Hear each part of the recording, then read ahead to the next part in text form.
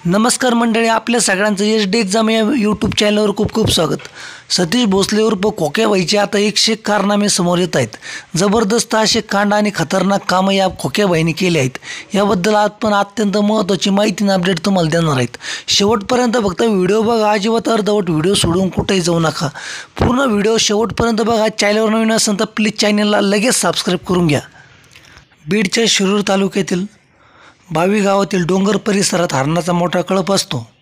या डोंगर परिसरात ढाकणे यांचं शेत आहे। या शेतात ही हरणं पाणी पिण्यासाठी तसंच चारा खाण्यासाठी येत असतात। तर या हरणांना पकडण्यासाठी व त्यांची शिकार करण्यासाठी सतीश भोसले उर्फ खोक्याबाई व त्याची गँग या परिसरात हरण पकडण्याची जाळी लावत होती। ही जाळी लावू नको म्हणून ढाकणे यांनी खोक्याबाई व त्याच्या गँगला विरोध केला। म्हणून खोक्याबाईंनी व त्याच्या गँगने दिलीप ढाकणे व त्यांचा मुलगा महेश ढाकणे यांना मारहाण केली व त्यांचा व्हिडिओ काढून सोशल मीडियावर टाकला। व्हिडिओ प्रचंड व्हायरल झाल्यानंतर नेमकं हे प्रकरण काय, नेमका खोक्याबाई कोण हे सर्व जाणून घेऊ लागले। तर सतीश भोसले उर्फ खोक्याबाई हा भाजपचा पदाधिकारी आहेत। प्रचंड पैसा आणि दहशतीच्या जोरावर खोक्याबाईने या परिसरात आपला दबदबा निर्माण केला आहे। खोक्याबाईच्या या दहशतीचा थरारक कहाण्या आता एक एक करून बाहेर येत आहेत। सतीश भोसले उर्फ खोक्याबाईला हरिण आणि मोराचा शिकारीचा शौक आहे। खोक्याने आत्तापर्यंत साधारणतः 200पेक्षा जास्त हरणं मारल्याचा आजूबाजूच्या लोकांचं म्हणणं आहे। शिवाय डोंगर परिसरात पक्षी पकडण्याचे जाळे लावून कित्येक मोरही यांनी खाल्ले आहेत। हा मागील 5 वर्षापासून राजकारणात सक्रिय असून तो शिरूर कसार तालुक्यातील झापेवाडीचा रहिवासी आहे। त्याच्याकडे भाजप महाराष्ट्र भटके विमुक्त आघाडीचे पद आहेत।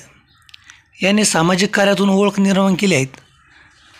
तसंच पारधी समाजासाठी सामाजिक कार्यही केले आहेत। याआधी सतीश भोसले उर्फ खोक्याबाईवर गंभीर गुन्हे दाखल झाल्याची माहिती समजते। अलीकडच्या काळात सुरेश धस यांच्याशी संपर्क आणि जवळीक वाढल्याचं समजतं। सुरेश धस यांचा कार्यकर्ता असल्याची ओळख निर्माण झाल्याने परिसरात याचा दबदबा निर्माण झाला आहे। सतीश भोसले उर्फ खोक्याबाईने शेकडो वन्यजीव, हरिण, काळवीट, ससे आणि मोरांचे शिकार केले असल्याचा गंभीर आरोप वन्यजीव प्रेमींनी केला आहे। आता या प्रकरणात मोठी अपडेट समोर येत आहेत। खोक्याच्या घरी वन विभागाने छापा टाकला आहे। यात वन विभागाला वन्यजीवांची शिकारीचे घबाड सापडल्याचं मोठी खळबळ उडाली आहे। याबाबत वन विभागाने दखल घेतलेली असून वरिष्ठ अधिकारी घटनास्थळी दाखल झाले आणि त्यांनी घटनास्थळाची पाहणी केली। घटनास्थळावरून त्यांना धारदार शस्त्र, जाळी, वाघूरसह अनेक गोष्टी वन विभागाला याच्या घरी आढळून आल्यात। प्राण्यांचे मांस देखील पोलिसांना आढळले आहेत। वन विभाग अधिकारी अमोल गरगळ यांच्या मार्गदर्शनाखाली 40 अधिकारी आणि कर्मचाऱ्यांनी धाड टाकली होती। दरम्यान वन विभागाला उशिरा जाग आल्याचं वन्यजीव प्राण्यांचं म्हणणं आहे। खोक्याबाईला हरण पकडण्यासाठी जाळी लावून दिली नाही म्हणून यांनी महेश ढाकणे व दिलीप ढाकणे यांना मारहाण केली। यामध्ये दिलीप ढाकणे याचे 8 दात पडले आणि त्याचा जबडा फ्रॅक्चर झाला आहे। ढाकणे यांच्या मुलाचाही पाय फ्रॅक्चर झाला असून त्याला लंगडत चालावे लागत आहेत। त्याच्या अंगावर वारे आहेत। दिलीप ढाकणे आणि त्यांचा मुलगा 19 फेब्रुवारीला पोलिसांकडे तक्रार करण्यासाठी गेले होते, पण PI धोरवड यांनी त्यांना हाकलून लावले असा आरोप गावकऱ्यांनी केला आहे। सतीश भोसले उर्फ खोक्याबाई हा सुरेश धस यांचा जवळचा असल्याने उलटसुलट चर्चा सुरू झाली आहेत। त्यामुळे पोलिसांना आता आकावर गुन्हा दाखल केला नाही तर आम्ही शिरूर बंद करू, आमरण उपोषणाला बसू असा इशारा गावकऱ्यांनी दिला आहे। खोक्याकडून दिलीप ढाकणे यांना मारहाण होण्याचे व्हिडिओ सोशल मीडियावर व्हायरल झाले होते। त्यानंतर खोक्याबाईला अटक कधी होणार असा प्रश्न विचारला जात आहे। बीड पोलिसांनी खोक्याबाईला अटक करण्यासाठी 2 पथकं तयार केली आहेत।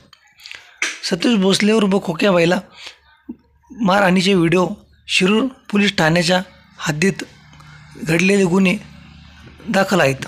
याला अटक झालेली नाहीत, मात्र अजून याला पकडण्यासाठी 2 पथकं बीड पोलिसांकडून पाठवल्याचं सांगण्यात येत आहे। तर अशा प्रकारे खोक्याबाईची आपण सगळी डिटेल्स सांगितली होती।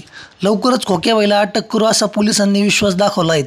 त्यामुळं आता खोक्याबाई कधी अटक होतो. तसंच याला पकडल्यानंतर याच्याकडून आणखी काही माहिती मिळते का, हा कोणाकोणाची नावं घेतो, तसंच याने अजून काही कांड केले आहेत, याच्या सर्व गोष्टींची आपण तुम्हाला माहिती देणार आहोत. तुम्ही हा व्हिडिओ शेवटपर्यंत बघितला, तुमचे धन्यवाद. खूप खूप विशेष आभार. अशाच माहितीसाठी आपल्या चॅनलवर अपडेट मध्ये राहा. आपण राजकीय तसेच गुन्हेगारी क्षेत्रातल्या सर्व घडामोडी आणि माहिती देत असतो.